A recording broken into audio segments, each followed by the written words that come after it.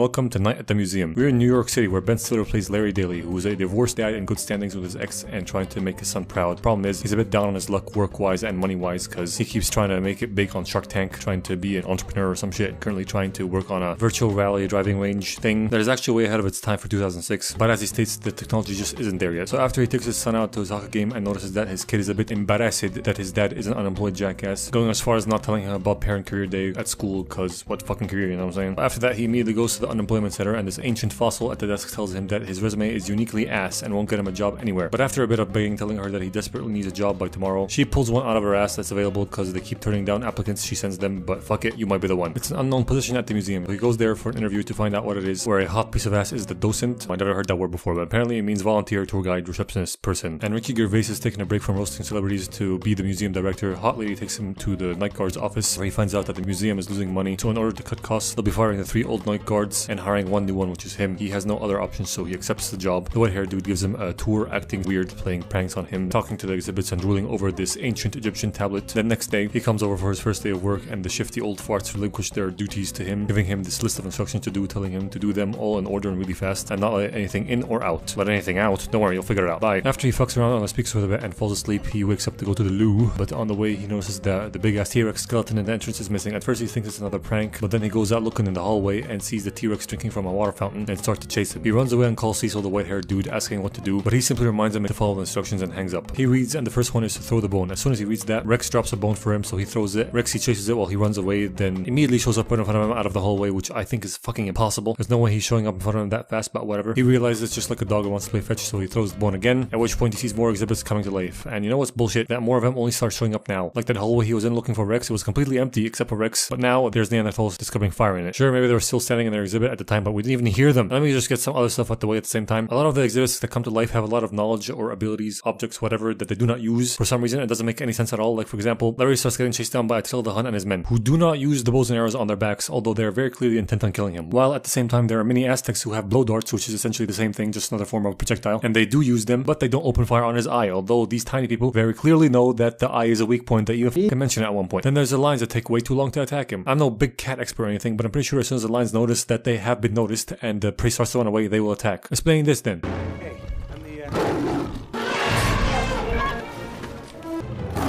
Hey, what you fuck, man? Kill him already. There's way more shit like this in this movie that I'll try to ignore, but you know me, I'll probably fail and or find some other shit to complain about. Anyway, he escapes the Huns, goes to another floor, finds Sacagawea, tries to speak to her for some help, but she can't hear him through the glass of her exhibit. And why is she the only one behind glass? She's not that important. There's way more important things that are just bare-assing it. Just said it's gonna let that shit go. Anyway, he then gets caught up in a make-believe fight between Civil War reenactment puppets, loses his instructions and switches them for a bayonet in one shot, then back to the instructions in the next shot, escapes the Civil War dudes and goes to the next item on the list, which is lock up the lions. He does that, but then the monkey called Dexter steals his keys and bites his nose, leaving no marks, although he seemed like he bit it really hard. Eventually, Larry gets his keys back, but then Dexter pees on him and steals the list and rips it apart. Then he gets attacked by mini Aztecs, tied down by mini cowboys, and attacked by mini Romans. Finally, someone comes to save him. It's President Theodore Roosevelt. He rides away with him on his horse, leaving cowboy Jedediah and Roman dude Octavius to bicker over who had a right to attack the giant first, argue about territory disputes and whatnot. They're like mortal enemies, right? Teddy rides him to safety, then goes to fuck about, but Larry stops him, asking him what the fuck going on here. So he takes him over to the pharaoh's tomb, who is yearning to be released from his sarcophagus, and points to the tablet above him, explaining that ever since it came here, everything in the museum came alive at night, and it's his job as a night guard to not let anything get out before the sun rises, because if they are out when the sun is, they turn to dust. Also says that he'll help him figure out shit this night, but after that he's on his own. So after Larry closes and secures everything up as Teddy instructed, he comes back to him to find that he is spying on Nutsack Julia, and he's like, hey,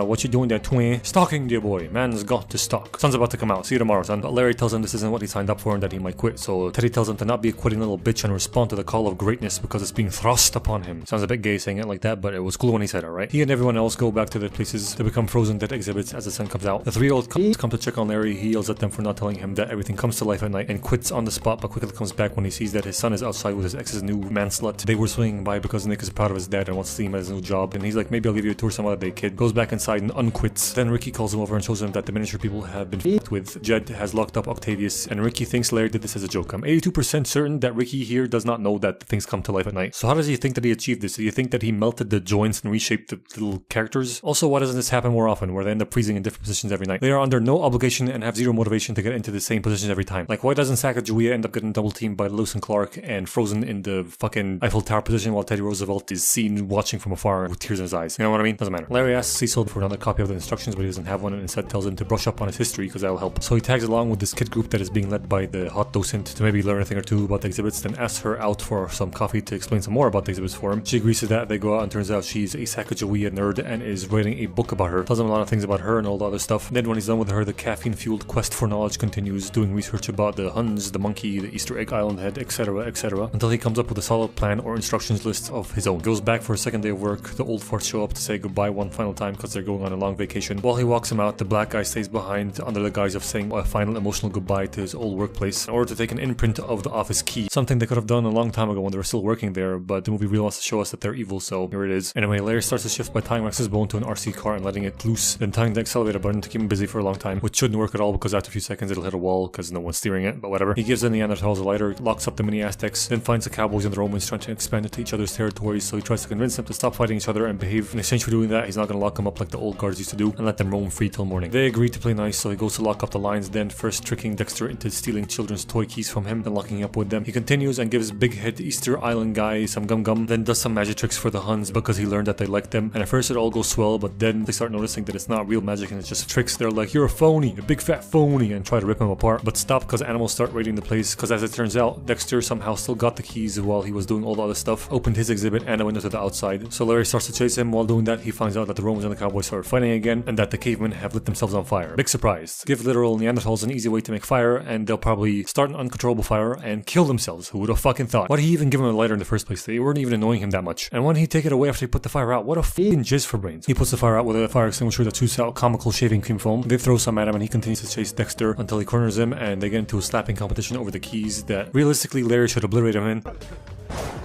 Then Teddy comes over to break it up, telling him he's being ridiculous, so Larry's like, since you're so good at this, why don't you take over? But he's like, you can't leave now with everything upside down, and suggests that he teaches the exhibits to get along, imparting some more words of wisdom on him that don't sound gay at all. Then Larry notices that a window's open, looks out and sees that a caveman is down there, because he saw a bunch of homeless people light a trash fire and was like, fight! Jump down. Larry sees that the sun is about to come out, so he rushes down through the revolving doors that are now open when yesterday they were locked, so he can do that funny bit with Rex. Also, speaking of locking shit up, why does this retard just lock the lockable exhibits up before they wake up? Anyway, he doesn't get to the caveman in time and the sun turns him into fucking Thanos dust that gets swept up by a sanitation car right after. Is the driver of that thing not surprised at all by what he just saw? It is New York though, so he probably saw crazy as shit and or is high as a kite right now, so who cares? Larry walks back to see that Teddy's holding the keys, so he takes them and decides to stay. After a shift is done, his kid comes over with his friends to see his dad at work, only to witness him getting fired by Ricky for throwing up the Neanderthal display. He explains to him that it was an accident and he was about to clean it up. I believe he cleaned up all the other messes except for this one. I don't really know, but he begs for one more night to prove that he can do this job properly, which Ricky agrees to. He then gets a call from his ex telling him that Nick's mad at him, so he goes to see what's up and finds out that he saw him getting fired today and tells him that he didn't get fired. There was just a misunderstanding, and the kid's like, a misunderstanding about what? It's kind of hard to explain and easier if I just show you, so I'm taking you with me to work tonight. He takes him to work and tells him to stay in the security office while he checks that everyone has left, finds the hot docent lady by Sacagawea contemplating over the book she's writing and how she has to stop writing it because she simply has no more information about her. So while walking her out, Larry gets the idea to tell her about the whole museum coming to life thing, so maybe if she wants she can stay after hours and ask not Sacagawea whatever she wants so she can continue writing her book. He tells her that and she thinks he's making fun of her, so he's like, ha, make fun of the fucking history nerd, you bye. Bro, why did he tell her about it and not just do like he did with his son and have her stay a little longer? She wanted to stay anyway. That's super inconsistent logic from him, but whatever. She leaves, he brings his kid out and explains the same thing to him. Kid's like, Dad, are you taking acid again? He's like, no, trust me, everything's about to come to life right now. But nothing happens, so he takes Nick to see the magical tablet of Akmenra while explaining its magical powers and shit. But when he gets there, they find that it's gone. Nick tries to leave because he thinks his dad has lost it, but then they see shit happening in the loading bay area, so they go to check it out and find a bunch of artifacts and a tablet with a dial turned in the middle, and ye old dickhead showing up telling the kid that his father got fired today until he's the tablet alone, but Larry's like, don't trust them, they're lying, thieving bastards. Turn the dial and see what I'm talking about. He turns it, the tablet glows and activates, the exhibits all come to life, but the old guards also become stronger. He tells Nick to run while he gets beat up by the old guys as they give him some much needed movie exposition, which is that they notice not only does the tablet bring everything in this museum alive at night, but it also makes them feel young again, and they like that feeling. So when they heard that they were getting fired, they thought they'd steal it and a bunch of other shit, then blame the theft of the missing shit on him. They beat him up a bit more, then go after the kid who went to hide at Akmenra's exhibit. Dad gets up and runs over to save him, but the old people are there first, take the tablet and the keys, then trap them in there to go steal some more valuable shit and escape. Larry calls for Teddy to help, but he comes over like, no, can't do, chief, this is your moment. But Larry's like, no, I'm not the president of the United States, okay, I'm not you. I didn't build the Panama Canal. Neither did I, dude. I'm just wax. I'm a glorified candle. This is your time to step up to greatness. Now if you'll excuse me, I'm gonna go jack off to that Native American bitch. He goes away, leaving these jackal statues to attack now,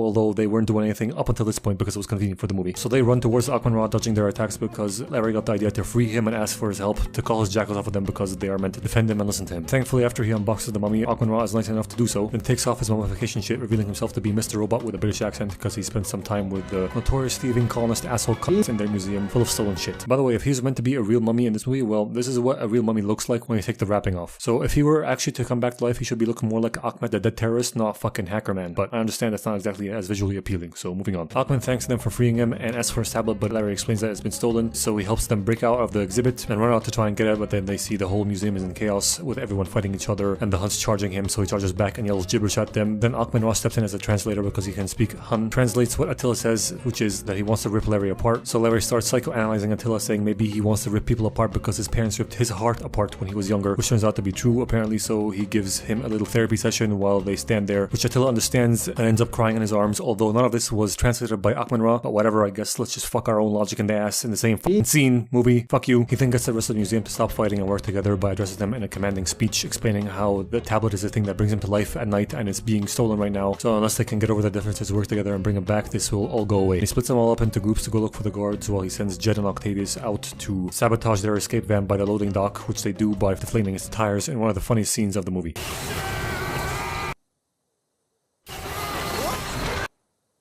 Comedy gold, I swear. The rest are able to catch the short fat ass and the tall black guy, while Cecil notices that the museum is turned against them, so he tries to escape using the van. Larry goes out and notices that it's gone, so he decides to break Sacagawea out of her enclosure, or fucking exhibit, because she's an expert tracker and can help them find him. She inspects the tracks and is like, bitch, are you blind? He crashed into a pole right there. Then says he left the car and went back, probably inferring that from his footprints or something. Then they see him riding out on a horse and carriage, almost running her over if it wasn't for Teddy literally popping out of a fucking wall and pushing her out of the way. Seriously, look at the shot. Where the f did he come from? Also, isn't that the same horse and carriage that was directly in front of Sacagawea's exhibit? How'd they not run into Cecil while going to break her out? Actually, maybe Cecil saw them and hid. Never mind, I'm stupid. Teddy saves Sacagawea, gets split in half in doing so, but it's okay because he's waxed. Then the dynamic Roman cowboy duo drive out in the RC Hummer that I assume now has functioning controls on the inside thanks to the tablet, and Larry gets the idea to chase down Cecil on Teddy's horse while using Rex to try and scare him into stopping. They start chasing him down through Central Park. Jed and Octavius try to lead Rex into him, but crash while trying to do so. Don't worry, they survive. Larry rides up alongside Cecil, trying to get him to stop, but he tells him that they won't stop for anything because they're money-carrying horses and will only stop for a secret code word. Thankfully, Larry brushed up on his history and knows the secret word. He says it, and they stop. The dude flies off and he catches him, takes the tablet back, has the Huns take him back to the museum. And although the sun literally just set and it looks like it took these events max an hour to unfold, Larry notices that the sun's about to come out and there's a bunch of exhibits outside, but of course, for movie convenience, the tablet has some sort of magical spell that Aqman-Ra can activate that brings all the exhibits back to the museum. They all go back while Sacagawea melts some wax to weld Teddy back together as he charms her by using some classic Robin Williams goofiness. Larry also calls up the hot docent to come over and see this to prove that he's not bullshitting or making fun of her, and she actually responds and is able to make it there at a moment's notice at fucking 6:30 in the morning, or whatever time it is, but f it, maybe she's a early bird morning person, who cares. She comes over, is amazed, has a small conversation with Sacagawea while all the exhibits are going back to their places and the sun rises, leaving the humans to clean up their mess. Next morning, it's all over the news that there are dinosaur footprints leading to the museum, a bunch of cave drawings in the subway, and actual video footage of Neanderthals fucking going crazy on the roof. Ricky blames Larry for all this shit, and I'm now 67% sure that he does not know that the museum comes to life at night, because why the fuck does he think Larry would do this? How does he think he achieved this? And why does he see it as a bad thing? Doesn't matter. Eventually, he does see it as a good thing because all that brought some good publicity to the museum, and he finds it packed full of people. He lets Larry keep his job, makes proud of his father, and lets him come to his next parent career day, and every night at the museum from then on is like a party. This movie gets 7 Barack Obamas out of 8 Vladimir Putins.